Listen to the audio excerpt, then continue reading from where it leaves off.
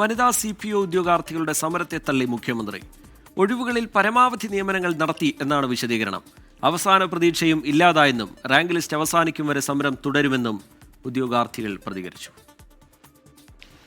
Rank list ഈ മാസം 19-ന് അവസാനിക്കാനിരിക്കെ ഇന്നത്തെ മന്ത്രിസഭാ യോഗത്തിലായിരുന്നു ഉദ്യോഗാർത്ഥികളുടെ അവസാന പ്രതീക്ഷ.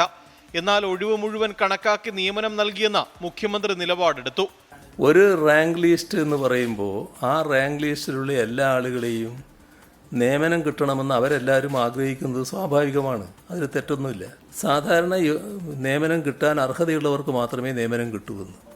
അത് കഴിഞ്ഞ് ധാരാളം പേർ നിയമനം കിട്ടാത്തവരായിട്ടുണ്ടാവും. ഒരു സർക്കാരിനും നിയമിക്കാൻ കഴിയില്ല. കാരണം ഒഴിവുള്ള സ്ഥാനത്തെ നിയമിക്കാൻ പറ്റും. റാങ്ക് ലിസ്റ്റ് തീരും വരെ സമരം തുടരുമെന്ന ഉദ്യോഗാർത്ഥികൾ. 19 വരെ ഞങ്ങൾ സമരം ചെയ്യും.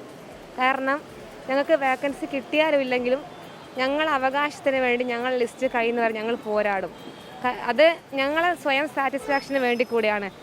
570 ഒഴിവുകൾ നിലനിൽക്കെ 292 നിയമനങ്ങൾ മാത്രം നടത്തിയെന്നാണ് ഉദ്യോഗാർത്ഥികളുടെ ആക്ഷേപം. മുഖ്യമന്ത്രി നിലപാട് പറഞ്ഞതോടെ ഇനി പുതിയ നിയമനങ്ങൾ ഉണ്ടാകില്ലെന്ന് ഏറെക്കുറെ ഉറപ്പായി. 24 തിരുവനന്തപുരം.